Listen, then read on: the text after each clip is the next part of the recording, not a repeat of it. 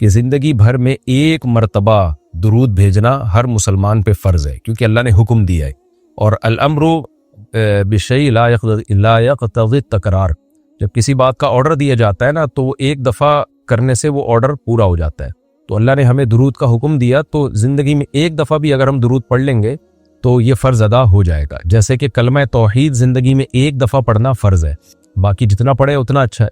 اور جب کسی مجلس میں نبی صلی اللہ علیہ وسلم کا ذکر کیا جائے تو ایک مرتبہ اس میں درود پڑھنا واجب ہے، فرض نہیں ہے۔ فرض اور واجب ایک اصطلاح ہے۔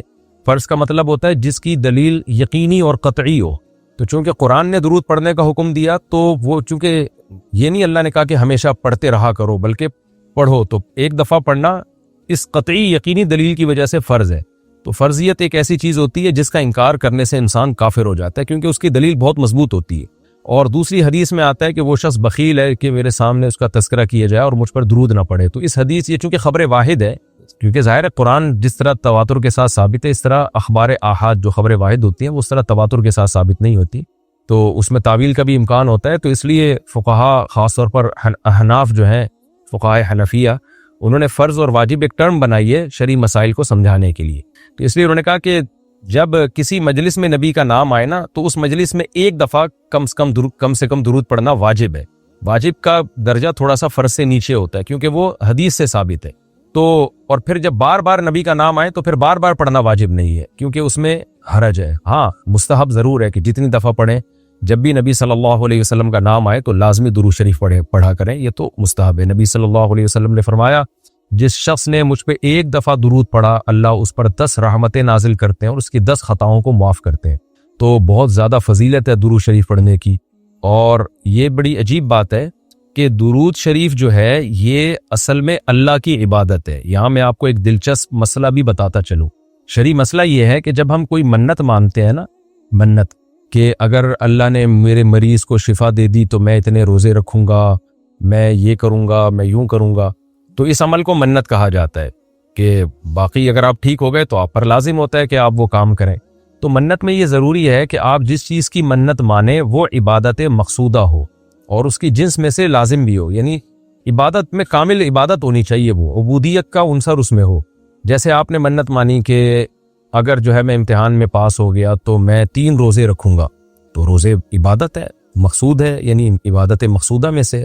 لیکن اگر آپ نے منت مانی کہ میں اگر امتحان میں پاس ہو گیا تو میں وضو کروں گا، تو وضو چونکہ مقصود نہیں ہے، عبادت مقصودہ نہیں ہے، وضو سے مقصد تو نماز ہوتی ہے، تو وہ منت آپ کے اوپر لازمی نہیں ہوگی۔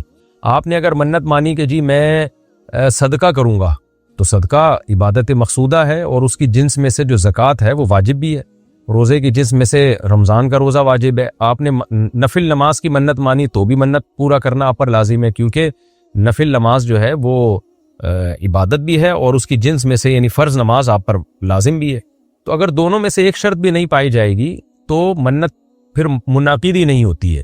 جیسے آپ نے کہا کہ میں جو ہے وہ اگر امتحان میں کامیاب ہو گیا، پاس ہو گیا، تو میں جو ہے اپنے والدین کی خدمت کروں گا، تو یہ خدمت ثواب تو بہت ہے لیکن عبادت مقصودہ نہیں ہے، عبادت مقصودہ نہیں ہے، تو یہ منت آپ پر پورا کرنا لازم نہیں ہوگی۔ خدمت تو کرنی چاہیے، ماں باپ کی خدمت سے بڑھ کر تو دنیا میں کوئی نیکی نہیں ہے، لیکن عبادت مقصودہ نہیں ہے۔ مقصودہ کا مطلب نماز، حج، یہ سب چیزیں جو ہے نا مقصود میں آتی ہیں۔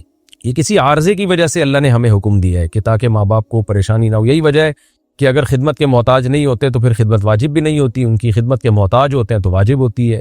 لیکن نماز تو جب بھی ٹائم آئے گا آپ پر لازم ہوگی، زکوٰۃ تو سال گزرنے کے بعد جب بھی صاحب نصاب ہوں گے آپ پر لازم ہوگی، چاہے غریبوں کو ضرورت ہو یا نہ ہو، آپ پر تو زکوٰۃ واجب ہوتی رہے گی۔ تو اب علماء کا اختلاف ہوا ہے کہ اگر کوئی شخص درود شریف کی منت مانتا ہے تو کیا اس پر درود شریف کی منت پوری کرنا لازم ہے؟ تو بعض علماء نے کہا کہ نہیں، کیونکہ درود شریف بھی عبادت مقصودہ میں سے نہیں ہے۔ اس کی پہلے میں اور آسان مثال دیتا ہوں، جیسے تلاوت۔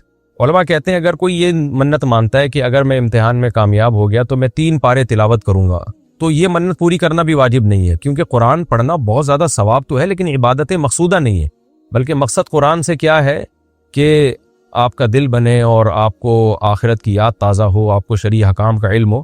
ثواب بہت ہے، ہر ثواب کا کام اصطلاحی عبادت نہیں ہوتا، خوب سمجھ لیں۔ عبادت کی بھی 2 قسمیں ہیں، ایک عبادت ٹرم ہے، اصطلاح ہے، اور ایک عبادت مجازن ہم عبادت، ہر اچھے کام کو عبادت کہتے ہیں۔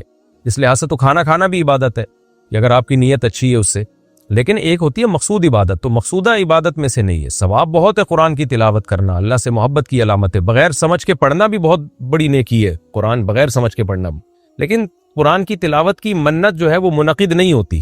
تو اسی طرح اب یہ اختلاف ہوا ہے کہ اگر کوئی درود شریف کی منت مان لیتا ہے کہ اگر میں امتحان میں کامیاب ہو گیا تو میں 100 دفعہ درود شریف پڑھوں گا، تو کیا یہ منت پوری کرنا واجب ہے یا نہیں؟ تو بعض علماء کہتے ہیں کہ واجب نہیں ہے۔ وجہ اس کی ہے کہ درود شریف عبادت مقصودہ نہیں ہے، کیونکہ درود شریف کا مقصد تو یہ سید الانبیاء محمد صلی اللہ علیہ وسلم سے محبت کا اظہار، تو یہ نماز روزے کی طرح نہیں ہے۔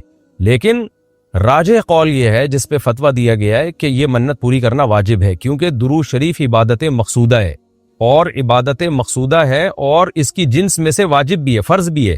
تو فرض کیسے ہے؟ کیونکہ قرآن نے ہمیں حکم دے دیا، اب زندگی میں ایک دفعہ درود شریف پڑھنا فرض ہو گیا۔ یہ مسئلہ تو آسانی سمجھ میں آ گیا کہ فرض کیسے۔ اب یہ ایک سوال پیدا ہوتا ہے عبادت مقصودہ کیسے ہے؟ نبی صلی اللہ علیہ وسلم کی تو عبادت جائز ہی نہیں ہے۔ اس کا بڑا دلچسپ جواب دیا حضرات فقہا نے کہ درود شریف اصل میں اللہ کی عبادت ہے جو ہم اللہ کو خوش کرنے کے لیے کرتے ہیں، کیونکہ اللہ نے ہمیں آرڈر دیا ہے، اور اس میں عبادت کا عنصر، عبادت کہتے ہیں جس کی جو ہے وہ جس میں عبودیت کا عنصر ہو، آپ بطور غلام جو کام کر رہے ہو، جس میں آپ کو لاجک پوچھنے کی بھی اجازت نہیں ہوتی۔ جیسے 5 نمازیں فرض ہیں نا، کیوں فرض ہیں؟ بھئی لاجک کی ہمیں حکم نہیں، ہم نے پڑھنی ہے۔ روزہ فرض ہے، اس کی حکمتیں اللہ نے بیان کی، لیکن وہ حکمتیں نہ بھی ہو تو روزہ رکھنا پڑے گا۔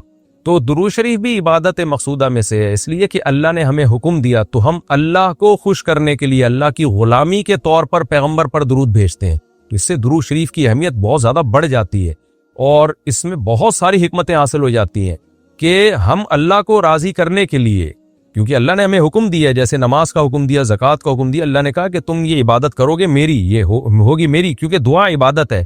دعا میں کیا ہوتا ہے؟ ہم اللہ سے بھکاریوں کی طرح مانگتے ہیں، تو اللہ نے کہا اور دعائیں تم مانگو نہ مانگو، یہ والی تو اسپیشلی تم پہ فرض ہے۔ ایک تو علی طلاق دعا مانگنا ہے نا، لیکن اسپیسیفک کوئی مخصوص دعا مانگنا تو فرض نہیں ہے، لیکن یہ والی دعا مانگنا ہم پہ اللہ نے فرض کیا ہے کہ تم نے پیغمبر کے لیے رحمت کی دعا کرنی ہے، یہ تم پہ فرض ہے، یہ مجھے خوش کرنے کے لیے فرض ہے۔ تو یہ عبادت ہے، لیکن اللہ کی عبادت ہے، اور نبی کے لیے دعا ہے یہ۔ تو اس سے درود شریف کی اہمیت بھی بہت بڑھ جاتی ہے، اور ہمیں سید الانبیاء صلی اللہ علیہ وسلم کی اہمیت کا بھی پتہ چلتا ہے کہ اللہ نے پیغمبر پہ درود بھیجنے کو اپنی عبادت قرار دے دیا ہے۔ تو سید الانبیاء صلی اللہ علیہ وسلم کی بھی ویلیو بہت زیادہ بڑھ جاتی ہے۔ جیسے قرآن میں آتا ہے نا کہ وَرَفَعْنَا لَكَ ذِكْرَكَ، ہم نے آپ کے تذکرے کو بلند کیا ہے۔ تو کیسے بلند کیا؟ علماء نے اس کا جواب دیا کہ نماز میں بھی درود شریف ہے، اور اتحیات میں نبی صلی اللہ علیہ وسلم پہ سلامتی بھیجنے کو اتحیات کا حصہ بنا دیا گیا ہے، اور اذان میں اشہد ان لا الہ الا اللہ کے ساتھ اشہد ان محمد رسول اللہ کو بھی ایڈ کیا گیا ہے۔ تو اس سے سید الانبیاء صلی اللہ علیہ وسلم کی بہت زیادہ فضیلت ثابت ہوتی ہے۔ تو اس لیے درود شریف کا اہتمام کرنا چاہیے۔ جیسے شریعت میں بعض عبادتیں بعض اوقات میں زیادہ پسندیدہ ہے، آپ دن میں نوافل پڑھیں اس کا بھی ثواب ملتا ہے، لیکن یہ نوافل آپ رات کے آخری حصے میں پڑھیں تو تہجد بن جائے گی، بہت زیادہ ثواب ہو جائے گا۔ آپ روزہ رکھیں عام دنوں میں ثواب ہے، پیر جمعرات کو زیادہ ثواب ہے، ایام بیز میں زیادہ ثواب ہے، رمضان کا تو بہت ہی زیادہ ثواب ہے، عاشورہ کا بھی ثواب ہے۔ تو جیسے جتنی بھی عبادتیں ہیں وہ خاص دن اور خاص اوقات میں ان کی فضیلت بڑھ جاتی ہے۔ تو ایسے ہی درود شریف کے بارے میں حدیث میں آتا ہے کہ عام دنوں میں بھی درود شریف میں بہت ثواب ملتا ہے، لیکن صحیح حدیث سے یہ بات ثابت ہے کہ جمعے کے دن درود شریف پڑھنا عام دنوں سے زیادہ افضل۔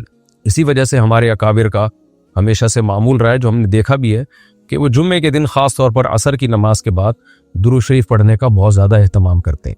اور جب وہ عمرے کے لیے یا حج کے لیے جاتے ہیں تو بھی مسجد نبوی میں اکثر وہ میں نے دیکھا اپنے بڑوں کو کہ وہ عصر کی نماز کے بعد نا مسجد نبوی میں صرف درود شریف ہی پڑھتے ہیں بیٹھ کے۔ ایک تو وہ جگہ ایسی ہے کہ جہاں سید الانبیاء صلی اللہ علیہ وسلم کا روضہ اطہر ہے سامنے، اور پھر وہاں جمعے کا دن بھی ہو تو، اور پھر عصر کی کا وقت جو ہے وہ قبولیت کا وقت ہوتا ہے جمعے کے دن، جیسے کہ حدیث میں آتا ہے نا جمعے کے دن ایک گھڑی ایسی ہوتی ہے جس میں دعا رد نہیں ہوتی۔ تو جمہور علماء اس طرف گئے کہ اس سے عصر کا ٹائم مراد ہے، اگرچہ اس میں اختلاف ہے لیکن جمہور اس طرف گئے کہ عصر کا وقت مراد ہے۔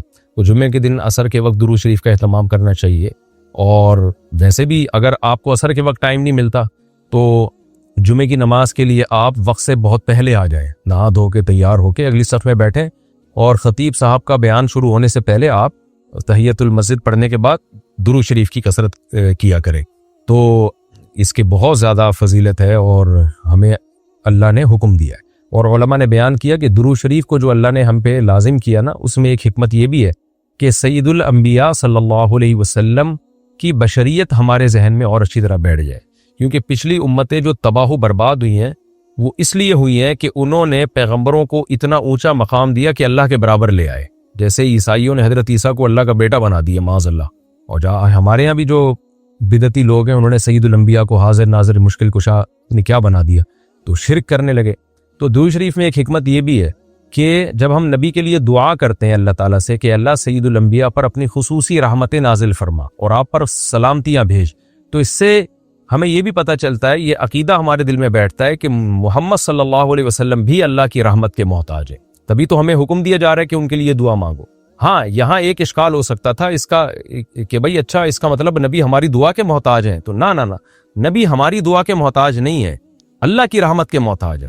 ہم دعا نہیں بھی مانگیں گے تو اللہ اپنے حبیب صلی اللہ علیہ وسلم پر رحمت بھیجے گا، لیکن اللہ نے ہمیں حکم یہ دیا تاکہ ہماری نظر میں یہ عقیدہ اور اچھی طرح مضبوط ہو جائے کہ تم بھی پیغمبر کے لیے اللہ سے دعا مانگا کرو۔ اس سے پتہ چلتا ہے پیغمبر تمہاری دعا کے محتاج ہوں یا نہ ہو، لیکن اللہ کی رحمت کے بہرحال محتاج ہیں، اور پیغمبر بھی اس لائق ہیں کہ ان کے لیے دعا مانگی جائے، اور یہ اس سے ان کا مرتبہ کم نہیں ہوتا بلکہ مرتبہ بڑھ جاتا ہے، کیونکہ پیغمبر نے ہمیں یہ سکھایا ہے کہ یا ایھا الناس انتم الفقراء الی اللہ، اے لوگو تم سب کے سب اللہ کے در کے محتاج ہو۔ اور یہ جو میں نے کہا کہ پیغمبر اس لائق ہیں کہ ان کے لیے دعا مانگی جائے، تو اس کا کوئی یہ مطلب نہ لے کہ پیغمبر ہماری دعا کے محتاج ہے، یہ میں بار بار بتا چکا ہوں، ہماری دعا کے محتاج نہیں ہے، لیکن اللہ تعالیٰ یہ چاہتے ہیں کہ میں پیغمبر پر رحمت بھیجوں لیکن اس میں امتیوں کا حصہ پڑ جائے۔ حضرت مولانا اشرف علی تھانوی رحمہ اللہ نے اس کی ایک مثال دی ہے کہ جیسے کسی بادشاہ کو اپنے شہزادے سے بہت زیادہ محبت ہے، وہ ویسے ہی اس کو گفٹ دینا چاہتا ہے، اور آپ کو پتہ ہے کہ اس نے یہ گفٹ دینا ہے، لیکن آپ جا کے بادشاہ سے سفارش کر دیتے ہو کہ بھئی ان کو یہ گفٹ دے دو۔ اس میں آپ کا مقصد یہ ہوتا ہے کہ بادشاہ نے تو کرنا ہی ہے، تو بادشاہ کے دل میں ہمارا مقام بھی بڑھ جائے گا کہ دیکھو جو کام میں چاہتا ہوں تو یہ بھی مجھ سے وہی چاہتا ہے، اور اس سے نبی صلی اللہ علیہ وسلم سے بھی آپ کا تعلق بڑھ جائے گا، اور یعنی جو شہزادہ ہے نا اس سے بھی تعلق بڑھ جائے گا آپ کا۔ تو جب ہم اللہ سے دعا مانگتے ہیں نبی کے لیے تو ہمارا اللہ کا ریلیشن بھی بڑھتا ہے، اس سے اللہ خوش ہوتا ہے کہ دیکھو میرے حبیب کے لیے یہ بھی مجھ سے کہہ رہے ہیں رحمت بھیجنے کا، اور سید الانبیاء سے بھی ہمارا تعلق بڑھ جائے گا۔ قیامت کے دن یہ چیز سفارش میں معاون اور مددگار ہو سکتی ہے۔ ان الذین یؤذون اللہ ورسولہ، بے شک وہ لوگ جو اللہ اس کے رسول کو تکلیف پہنچاتے ہیں، اللہ کو تو ظاہر ہے کوئی تکلیف نہیں پہنچا سکتا، یہاں بھی مجازاً اس کو تکلیف سے تعبیر کیا، اللہ کے حکام کی نافرمانی، اور یعنی اللہ نے اپنے رسول کی تکلیف کو اپنی تکلیف قرار دیا ہے۔ لعنہم اللہ فی الدنیا والآخرہ، ان پر دنیا اور آخرت میں لعنت ہوتی ہے، کیونکہ منافقین یہی کام کر رہے تھے نا، میں نے بتایا کہ سورت کا حاصل یہی ہے، اس میں اہم مضمون یہی بیان ہوا ہے۔ علماء کہتے ہیں، جو اہل اللہ کہتے ہیں کہ انسان کے دل میں دنیا کی محبت کتنی ہے اس کا پتہ اس سے چلتا ہے کہ جب دنیا چھینتی ہے اس کو غم کتنا ہوتا ہے۔ دنیا جب چھینتی ہے تو اس کو غم بولو کتنا ہوتا ہے۔ ٹینشن لے رہا ہے نا اگر یہ، اس کا مطلب یہ دنیا کا غلام ہے، دنیا اس کی غلام نہیں ہے۔ آپ کہہ سکتے ہیں بھائی جب ہم سے ہماری دنیا چھینتی ہے تو ہماری بنیادی ضرورتیں نہیں پوری ہوتی، جب انسان کی بنیادی ضرورتیں پوری نہیں ہوتی تو غم تو ہوگا نا۔ تو یہ کیسی بات کر رہے ہو مولوی صاحب کہ دنیا چھینے اور غم نہ ہو؟ کیوں غم نہیں ہوگا بھائی؟ آپ کی بیسک ضرورتیں، گیس بجلی کا بل، ابھی کراچی کے اسٹائل میں آؤں گا تمہارا باپ دے گا اے بھائی، بچوں کی اسکول کی فیسیں تمہارا باپ دے گا، وین تو آ کے کھڑی ہو جائے گی نا، پیسے دو۔ ہم کہیں گے دنیا چھن گئی، کاروبار تباہ ہو گیا، کہاں سے دوں؟ وہ کہے گا بھائی میں تو بچوں کی فیسیں چاہیے، کنوینس کا خرچہ چاہیے، دے بھائی تو۔ مفتی صاحب کہہ رہے ہیں غم کی ضرورت بولو ہے نہیں کوئی، میں ٹینشن فری ہوں۔ وہ کہے گا ٹینشن فری تو ہو گیا، مجھے تو ڈال دیا نا تو نے ٹینشن میں۔ بیگم کہے گی بھائی وہ دنیا چھن گئی ہے، راشن نہیں، آٹا نہیں ہے، دال نہیں ہے، اور عید بقرعید کے کپڑے وغیرہ وغیرہ، تو آپ کہیں گے بھائی مجھ سے دنیا کیا ہو گئی ہے، چھن گئی ہے۔ مفتی صاحب نے کہا بھکاری جب جا رہا ہو تو پیچھے سے اس کو آواز نہیں دی جاتی، جا کے گلے نہیں لگایا جاتا، منتیں نہیں کی جاتی، آیا ٹھیک ہے نہیں تو پتلی گلی سے نکلے۔ بیگم مان جائے گی یہ بات، پھر آپ کو خود بھوک لگے گی، روٹی کھانے کا دل کرے گا، پیسے نہیں ہیں، پیٹ تو نہیں مانتا نا، آپ پیٹ کو بتا رہے ہو ٹینشن لینے کا نہیں ہے، وہ کہے گا بھائی مجھے تو کچھ نہ کچھ چاہیے۔ تو یہ کیسی بات کی جا رہی ہے بھائی دنیا چھن جائے اور ٹینشن نہ ہو؟ تو دیکھو اتنی چھن جائے نا کہ جس سے آپ کی بنیادی ضرورتیں پوری نہ ہو، پھر ٹینشن لو آپ۔ لیکن بنیادی ضرورتیں کہتے کس کو ہیں اس کو خوب اچھی طرح سے سمجھ لو. اللہ کرے یہ بات کھوپڑی شریف میں آ جائے. یہ بات سمجھ میں آ نہیں رہی ہے, اور یہ بات صرف پیغمبر بتاتے ہیں, ڈاکٹر انجینئر نہیں بتائیں گے آپ کو, یا آپ کے یونیورسٹیوں کو کے پروفیسر نہیں بتائیں گے, یہ بات یوٹیوبر اور ٹک ٹاکر نہیں بتائیں گے. ٹک ٹاکر تو بتائیں گے کہ غریب بی سے بغیرت ہوتا ہے, لیکن وہی ٹک ٹاکر جب مرے گا نا اور سب چھن جائے گا اور خالی کفن کے ساتھ جب قبر میں جائے گا تو اسے ساتھ والی قبر میں کوئی غریب ہوگا تو یہ کہے گا تو اور میں ایک جیسے ہو گئے ہیں. اب نہ غریب بی سے بغیرت ہوتا ہے اور نہ یو سے الو ہوتا ہے. نہیں آئی سمجھ میں میرا خیال ہے.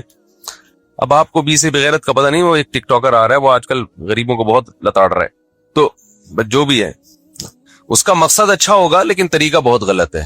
تو آپ کو یہ باتیں کوئی بتائے گا نہیں. اچھا, اکثر میں ان لوگوں پہ طنز کرتا ہوں جو یہ کہتے ہیں یہ باتیں آپ کو کوئی نہیں بتائے گا.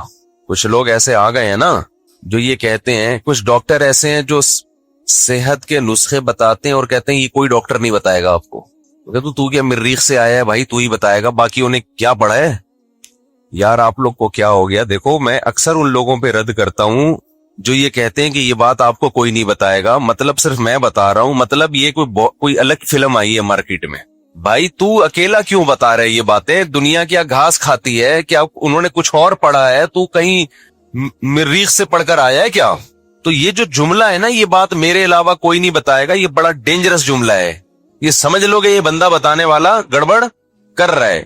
تو اب وہی جملہ میں نے بھی زبان سے کہا, یہ باتیں آپ کو کوئی نہیں بتائے گا. تو میرا مطلب ہے کہ ڈاکٹروں انجینئروں میں کوئی نہیں بتائے گا, علماء میں ہمارے علاوہ سب یہی باتیں بتاتے ہیں. ہم کوئی اکیلے مولوی پاکستان میں ایسے پیدا نہیں ہوئے کہ ہم وہ باتیں بتا رہے ہیں جو دوسرے علماء نہیں بتاتے. یہ باتیں پیغمبروں نے بتائی ہیں, اور پیغمبروں کے وارث علماء ہمیشہ سے بتاتے آ رہے ہیں, آج بھی بتا رہے ہیں, کل بھی بتائیں گے. تو مطلب یہ ہے کہ آپ جس ماحول میں اٹھتے بیٹھتے ہیں آپ کا علماء سے واسطہ کم پڑتا ہے. آپ کا واسطہ ہوتا ہے ڈاکٹروں کے ساتھ, انجینئروں کے ساتھ, سائنسدانوں کے ساتھ, پروفیسروں کے ساتھ. وہ لوگ آپ کو یہ باتیں بتاتے نہیں ہیں, جس سے صبح و شام دنیا دنیا دنیا, تو دنیا کی محبت کے گٹر ہمارے دل میں ابلنا شروع ہو جاتے ہیں. دنیا کی محبت کے چشمے نہیں ہوتے, سمجھ لو گٹر ہوتے ہیں. بعض لوگ کہتے ہیں ہمارے دل میں دنیا کی محبت کے چشمے ابل رہے ہیں. یہ دنیا کی محبت اتنی خوبصورت چیز نہیں ہے کہ جس کے چشمے ہوں, اس کے گٹر ابلتے ہیں. گٹر بدبو ہے, اس میں اسمیل ہے. چشمے تو سواد مردان میں ہوتے ہیں بہترین. تو دنیا کی محبت کے جو دل میں ابلتا ہے نا جو چیز, وہ چشمہ نہیں ہوتا, وہ کیا ہوتے ہیں؟ گٹر ہوتے ہیں, بدبودار گٹر. کیونکہ جب دنیا کی محبت آتی ہے ہوس پیدا ہوتی ہے, یہاں سے مال گھسوٹ لوں, کسٹمر کو الو بنا دوں, جھوٹ بولوں, کسٹمر کے پیچھے پیچھے بھاگتا رہتا ہے جیسے پتہ نہیں تجھے اللہ رزق دے ہی نہیں رہا. دیکھ لو نا آج کل کس طرح سے چیزوں کو بیچا جا رہا ہے. پہلے سعودی عرب میں بڑا استغنا تھا. عرب جب مال بیچتے تھے نا بڑی تمیز سے, شاپ پہ بیٹھے ہوئے, آپ جاؤ آپ کو دیں گے, نہیں لینا نہیں لو, لینا ہے لو. اب وہ لوگ بھی باہر کا ماحول دیکھ دیکھ کے خراب ہو رہے ہیں.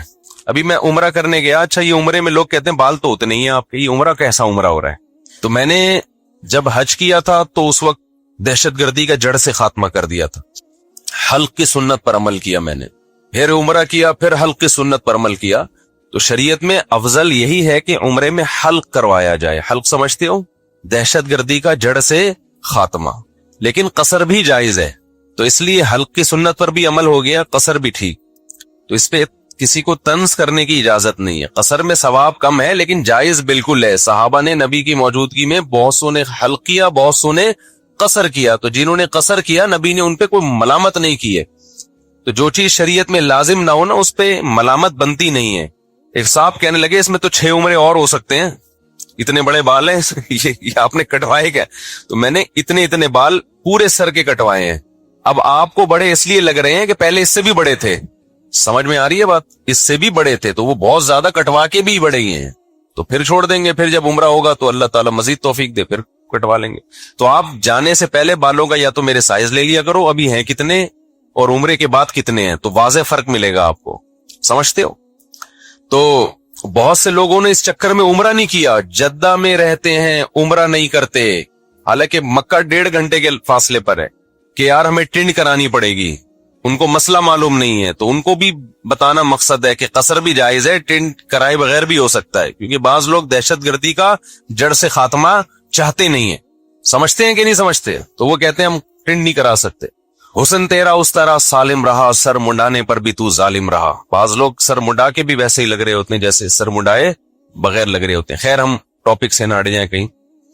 तो हाँ, मैं अरब की, सऊदी अरब की बात कर रहा था कि इस दफा मैं जब उम्रे पे गया तो कहीं शॉप के करीब हम गुजर रहे थे, एक अरबी पीछे पीछे, हाँ भाई हाजी साहब ये आप हमारी शॉप में आए, हमारी शॉप में आए। मैंने कहा यार ये अरबों को हमने इस तरह देखा नहीं था।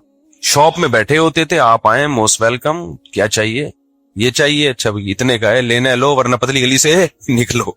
अब इनको क्या हो गया, पीछे पीछे भाग रहे हैं। अरबों पे ये अच्छा नहीं लगा, मजा नहीं आया। तो वही तज्जिया कि ये लोग भी बाहर जा जाके जब दूसरों को देखते हैं ना, आपने देखा ना कस्टमर निकल के बाजी बाजी, हाँ बाजी क्या लेना है बाजी, बाजी के पीछे पीछे चला जाएगा। सदर में आप देखो मार्केटों में फिर थान कैसे खोलते हैं यार। जब आप कपड़े की दुकान में जाओ वैसे ही जाके बैठे, थान पहले खोलना शुरू कर देगा, ये खोला, दूसरा, तीसरा, क्या कर रहा है भाई, भाई बस बैठो। अबे तू लपेटेगा कैसे इसको, इतनी सारी दुकान को, कह रहे नहीं। फिर आप बोलते हो मैं तो चाय पीने आया हूं, मैं तो कपड़ा लेने आया ही नहीं हूं। पूछते भी नहीं है कि तुम आए किस सिलसिले में हो। बाज़ दफा वैसे ही आया होता है कि यार वैसे ही थक गया था चलते चलते। खैर वो उनका अपना मसला है कैसे तिजारत करते हैं। लेकिन जब इंसान में हवस होती है, मैं इनको हवस नहीं कह रहा कि कई जो थान खोल खोल के रख देते हैं, लेकिन इतनी बात जरूर है कि बिल्कुल किसी के घर तक पहुंच जाना, रास्ता रोक रोक के उसको कहना ये ले लो, ये ले लो, ये गैर मुस्लिमों से, अंग्रेजों से हमारे यहां आया है। ये मुसलमानों का असल तरीका नहीं है। बहुत सी चीजें हमें हमारे पास गैर, उनका तो बिजनेस है, बिजनेस में वो सब कुछ करते हैं। ठीक है, झूठ नहीं बोलते, धोखा नहीं देते, लेकिन इसके अलावा भी कुछ चीजें होती हैं। शरीयत ने हमें हुक्म दिया है कि इस्तिगना के साथ तिजारत करो। आप चीज इतनी मयारी रखें और उसको आप प्रोमोट करें, उसके एडवर्टाइजमेंट करें, उसके बाद जिसने लेना है ले, नहीं लेना आप आराम से बैठो वही अपनी शॉप। तावीज रख रहे होते हैं दूसरों की दुकानों पे कि इसकी शॉप बहुत चल रही है, कोई तावीज रख लूं बंद हो जाए, मेरी शॉप चल नहीं रही। दूसरे की जड़ें काटना शुरू कर दी होते हैं। कस्टमर को चुपके चुपके बता रहे थे बंदा ठीक नहीं है, मकसद है इसकी दुकान बंद हो जाए। तो मैं यस कर रहा था कि मुमकिन है आपके जहन में ये सवाल हो कि भाई जब दुनिया छीनेगी टेंशन तो होगी, बुनियादी जरूरतें जब पूरी नहीं होंगी तो फिर कैसे हो सकता है कि टेंशन ना हो। टेंशन तो होगी। तो खूब समझ लो, हमारी बुनियादी जरूरतें वो नहीं हैं जो डॉक्टर बताते हैं, हमारी बुनियादी जरूरतें वो नहीं हैं जो मुआशी माहिरीन बताते हैं, इकोनॉमिक्स बताते हैं, माहिरीन मईशत बताते हैं। हमारी बुनियादी जरूरतें वो नहीं हैं जो ताजिर बताते हैं, हमारी बुनियादी जरूरतें वो हैं जो मोहम्मद सल्लल्लाहु अलैहि वसल्लम ने बताई हैं। आपने आखिरत को सामने रखकर जरूरत बताई, और आज दुनिया में जो भी बताता है कि ये आपकी जरूरत है वो आखिरत को सामने नहीं रखता, बल्कि वो मौत को भी सामने नहीं रखता है। वो मौत भी सामने नहीं रखता है। आखिरत तो बहुत दूर की बात है। वो दुनिया को मुसाफिर खाना समझ के बता ही नहीं रहा होता, वो ऐसे बताता है जैसे हमेशा बोलो यहां रहना। मिसाल के तौर पर आप जब घर बना रहे हैं तो सरिये वाले से जब आप राब्ता करेंगे बुनियादों में सरिया डालने के लिए, तो वो आपको बताएगा भाई इतना सरिया डालो, उससे क्या होगा 200 साल तक ये बिल्डिंग चलेगी। तो वो देख रहा है कि कैलकुलेशन कर रहा है आपकी एज कितनी है भाई। उसको इससे गरज थोड़ी है भाई, उसको पहनाना है, उसको सरिया क्या करना है, पहनाना है। और आप पहन के आ जाते हो, आप करोड़ों रुपए लगा देते हो, हालांकि आपकी हड्डियां भुरभुरी होना बोलो शुरू, उसमें कैल्शियम खत्म होना शुरू। डलवाना तो अपनी हड्डियों में सरिया था, डलवा कहां दिया, उधर डलवा दिया। हालांकि अभी पता है यार थोड़े दिन में जनाजा उठने वाला है, थोड़े दिन में चारपाई घर से निकलने वाली है, और देख भी रहे हैं निकलते हुए। उसने बनाया था निकल लिए। अक्सर जो लोग घर बनाते हैं बेचारों को खुद रहना नसीब नहीं होता। फिर मैं कहूं घर बनाने के मैं खिलाफ नहीं हूं, मेरे बयानात को लोग गलत चला देते हैं, वो उसकी मैं डिटेल कई बार बयान कर चुका हूं, भी मैं दोबारा डिटेल में नहीं जाऊंगा। तो सरिये से दिल लगाना, घर के पिलर से दिल लगाना, इतनी मोटी दीवारें, इतना मोटा पिलर, खुद भी तो इतना मोटा है, मरेगा भी थोड़े दिनों में। जो ज्यादा मोटा होता है डॉक्टर कहते हैं उसके चांस जाने के क्या माजरत के साथ, उसके चांस पतले फिर भी निकल लेते हैं। पतलों को हमने देखा है कुछ ना कुछ गुजारा चला लेते हैं ना आगे तक, क्योंकि पतला जो है ना हर जगह से निकल जाता है। तो फरिश्ते से भी वो थोड़ा सा यूं करके निकल जाता है। फरिश्ता कहता है चल जाने दे यार। तो सरिया वाला आपको ये नहीं बताएगा कि अबे तेरी उम्र कितनी है और तू मुझसे इतना टन सरिया क्यों खरीद रहा है, वो ये बातें نہیں کرے گا. یہ باتیں پیغمبروں کی ہیں اور پیغمبروں کے وارثوں کی ہیں. وہ بار بار بتاتے ہیں یہ دنیا مسافر خانہ ہے, رہنے کی جگہ نہیں ہے. اور 2 منٹ میں بس بات کو سمیٹ کے ختم کر رہا ہوں. اب میں جو اصل بات لے کے چلا تھا, سوال پیدا ہوتا ہے جب اس سے ہماری ضرورتیں پوری ہو رہی ہیں تو دنیا چھننے پہ غم تو ہوگا. تو بات یہ ہے, یہ آپ نے نہاری کے پیسے دیے, وہ کھانا ہی نہیں لے کے آ رہا, آپ کو ٹینشن ہوگی. یہ ٹینشن ہونا کیا ہے, یہ نیچرل ہے. پیسے دیے, وہ نہاری لے کر آیا, آپ نے طبیعت سے پھوڑا, ایک گریوی بھی چلتی ہے وہ بھی لے آیا, اس کے بعد مزید گریویاں مانگ رہے ہو آپ. وہ کہہ رہے کیا گریویاں کھائے گا یہاں بیٹھ گئے, اور اب آپ کو غصہ آ رہا ہے گریوی کیوں نہیں مل رہی, دماغ کی رگ پھڑک رہی ہے. اب یہ آپ کا بلڈ پریشر کیا ہے, ہائی ہے. یہ اس کا ہیڈک نہیں ہے, یہ آپ نے خود ٹینشن پالی ہوئی ہے. اب بھائی تو نے پیسے دے دیے, ایک گریوی بھی بنتی تھی وہ بھی, اب مزید گریویوں پہ گریویاں کیا ہوتا ہے یار. ایسے کنجوس میں نے دیکھے ہیں, گریوی سے شروع کرتے ہیں وہ, 10 آدمی پہنچ جائیں گے ایک پلیٹ منگوا کے گریویاں.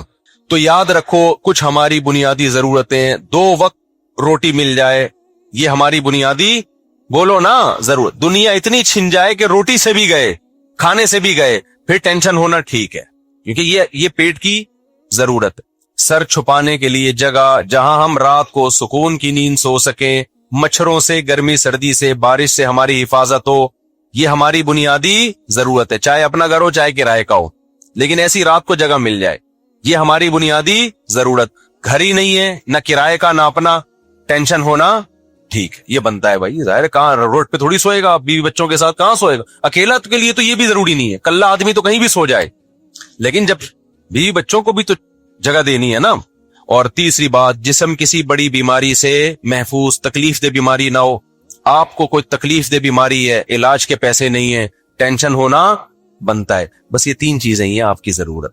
بچوں کی فیس, اسکول, کنوینس, یہ سب غریبیاں ہیں. مل جائے ٹھیک, نہیں ملے منہ سے نکل نہیں رہا یار, مل جائے ٹھیک ہے, نہیں ملے ٹینشن لینے کا نہیں, یہ کوئی ضروری نہیں. پیسہ اللہ دے رہا ہے تو بچوں کو اسکول بھی پڑھاؤ, نہیں دے رہا تو کوئی بات نہیں, ٹماٹر بیچیں گے یار, کیا ہے, ٹماٹر والے نہیں مرتے کیا, رکشے والے کیا جہنم میں جائیں گے. کوئی سکسیس اور یہ ناکامی وکامی جو کہتے ہیں نا, یہ رکشے والے ناکام اور ٹماٹر والے ناکام اور میں نے پیسہ کما لیا میں کامیاب, بکواس کر رہا ہے, جھوٹ بول رہا ہے. ابھی مرے گا, تیری لاش میں کمبخت کیڑے پڑیں گے. قارون نہیں بچا سکا اپنے آپ کو, تھوڑے دن کی کھیل ہے. تو لینڈ کروزر میں گھوم رہا ہے اور جہازوں میں اڑ رہا ہے, یہ تھوڑے دن کی کہانی ہے. ابھی جنازے آ جائے گا تھوڑے دنوں میں, یہی آئے گا ہمارے پاس ہی آئے گا جنازہ. مولوی صاحب بندے کا انتقال ہو گیا, میں تو جنازے میں نہیں پوچھتا رکشے والے کا ہے کہ یہ پائلٹ کا ہے, جو بھی ہے اب تو جنازہ ہی ہے بھائی. غسل کفن کرو, دفن کراؤ, دعائیں مغفرت کرو, پتلی گلی سے نکلو. ایسی کی تیسی, 2 ٹکے کی اوقات نہیں ہے یار. باتیں کر رہے ہو بیٹھ کے پیسہ کمانے کا طریقہ, ایکچولی سکسیس, کامیابی, ٹوپی ڈرامے. اس کے علاوہ جو ٹینشن لے رہے ہو یہ آپ کی اپنی ٹینشن ہے, یہ ہوس ہے, یہ اللہ کی بنائی ہوئی نہیں ہے. اب آپ کہتے ہو یار ہم تو گزارا کر لیتے ہیں, بیگم گزارا نہیں کرتی. تو بیگم کون سا آپ کی مجبوری ہے, گزارا کرے تو ٹھیک ہے, نہیں ہے تو یار وداؤٹ بیگم لیس زندگی گزارو. اب آپ کیا ہوگے بھائی, بیگم لیس زندگی میں جب خواہشات نفسانیاں پیدا ہوں گی تو میں کیا کروں گا. وہ بھی تو وہ باڈی کی ریکوائرمنٹ ہے نا.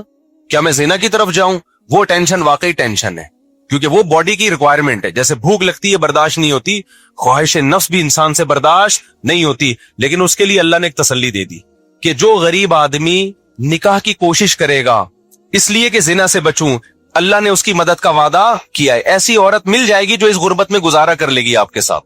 کیا مطلب, بیسک ضرورتیں پوری کرنے کا اللہ نے وعدہ کر لیا, لیکن اللہ نے کہہ دیا قرآن میں زنا کے قریب نہیں جانا. رشتہ نہیں مل رہا نا, کوئی بات نہیں, میں اسی غربت میں تمہارے لیے کوئی ایسی دلا دوں گا, گزارا ہو جائے گا, زنا سے بچ جاؤ گے. نہیں بچ رہے تو بھی ٹھرک ہے یہ. لیکن غریب آدمی کے نخرے دیکھو, غریب آدمی کو تو نخرے اتنے آج کل. وہ کہہ رہا نہیں بھائی میں ایسے یار میں غریب پہ کیسے گزارا کروں, مجھے تو یہ بھی چاہیے, مجھے یہ بھی چاہیے, اور چونکہ میری خواہش پوری نہیں ہو رہی, پھر زنا کی طرف جا رہا ہے. او بھائی تو نے اپنا اتنا اونچا معیار کیوں, جتنی بھی کیسی بھی خوبصورت عورت ہو تھوڑے دنوں میں کیا ہو جائے گا, مرے گی. یہ مسافر خانہ ہے بھائی, یہ کیا ہے, مسافر خانہ ہے. ٹائم پاس کرو, زیادہ دیا تو زیادہ, جیسے بس میں سفر کر رہے ہو تو اللہ نے پیسے دیے ہیں تو آپ جہاز میں بزنس کلاس میں بیٹھ جاتے ہو, نہیں دیے تو وہ اکانومی میں آگے بیٹھ جاؤ گے. کیا خیال ہے, وہ بھی نہیں ہے تو ٹرین میں بیٹھو گے, وہ بھی نہیں ہے تو بس میں جاؤ گے, وہ بھی نہیں ہے تو گدا گاڑی لوگے کسی سے, اور کیا کرو گے, پیدل جاؤ گے, نہیں تو بیٹھے رہو گے آرام سے, یار ادھر ہی رہیں گے, ہم نہیں آ رہے, بس پیسے ہی نہیں ہے.